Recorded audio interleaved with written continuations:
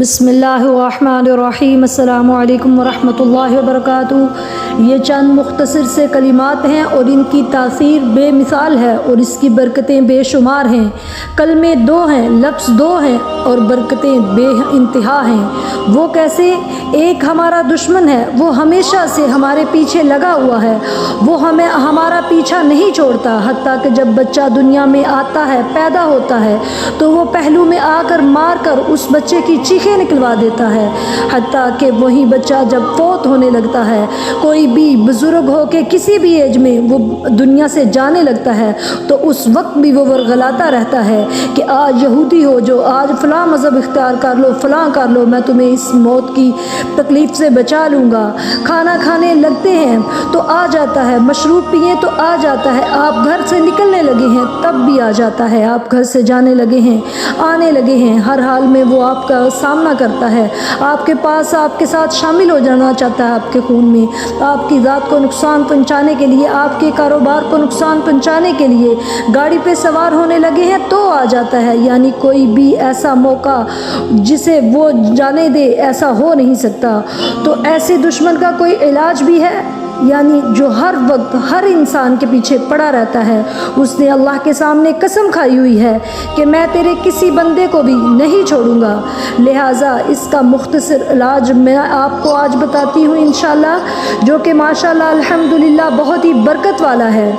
ایک مرتبہ نبی رحمت صلی اللہ علیہ وسلم اپنے ایک صحابی کے ساتھ سفر کر رہے تھے، سواری پر سوار تھے، دونوں ایک ہی سواری پر سوار تھے کہ اچانک سواری کو ٹھوکر لگی تو آپ صلی اللہ علیہ وسلم بھی اور صحابی رسول صلی اللہ علیہ وسلم بھی سواری سمیت گر گئے۔ تو اس پر صحابی رسول صلی اللہ علیہ وسلم کو غصہ آیا اور کہنے لگے تعیت الشیطان،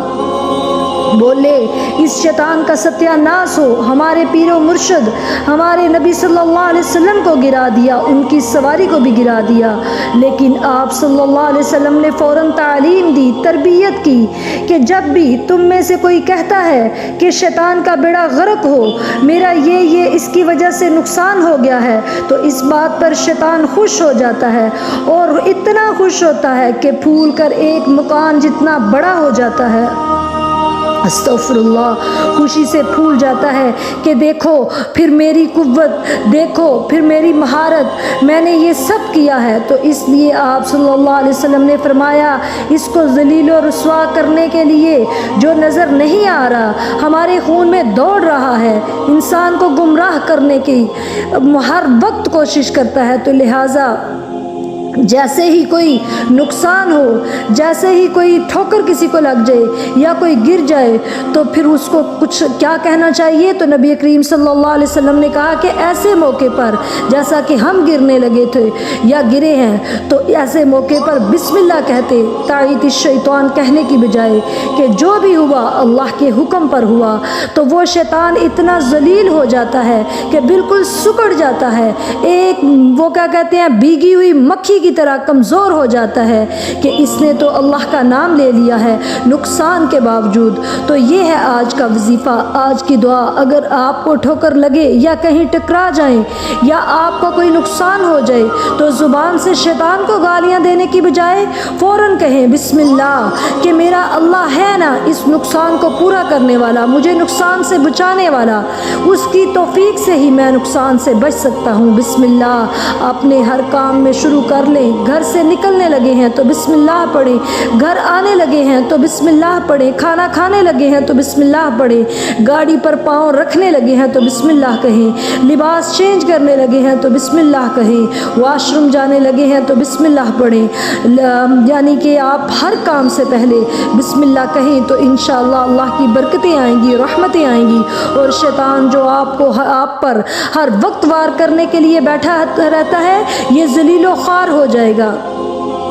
اب میں آپ کو چند دعائیں بتاتی ہوں کہ یہ جو آپ پڑھیں گے تو انشاءاللہ تعالیٰ اس کے وار سے بچ جائیں گے۔ جیسے آپ گھر سے نکلنے لگے ہیں، دروازے میں شیطان کھڑا ہوتا ہے تو آپ جب کہتے ہیں بسم اللہ توکلت علی اللہ لا حول ولا قوت الا باللہ، تو شیطان کے چیلے کہتے ہیں کہ یہ تو اللہ کی حفاظت میں آ گیا، اللہ کی پناہ میں آ گیا،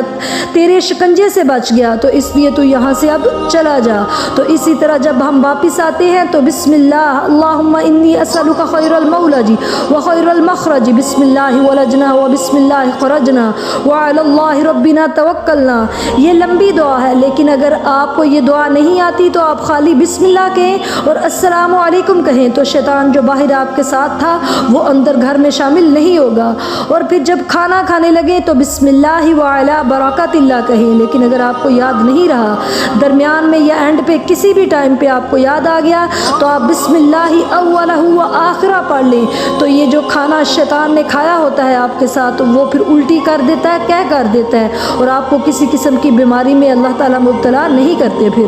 تو پھر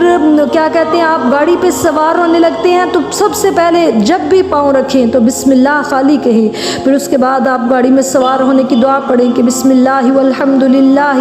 سبحان الذی سخر لنا ھذا وما كنا له مقرنین وانا الی ربنا لمنقلبون. اور اسی طرح جب آپ کپڑے چینج کرنے لگتے ہیں تو بسم اللہ کہہ کے لیفٹ سائڈ سے کپڑے اتاریں، کیونکہ جب آپ بسم اللہ کہہ لیتے ہیں تو آپ کے درمیان اور شیطان کے درمیان اللہ تعالیٰ ایک پردہ حائل کر دیتے ہیں، تو وہ آپ کے خون میں یا آپ کو نقصان پہنچانے کے لیے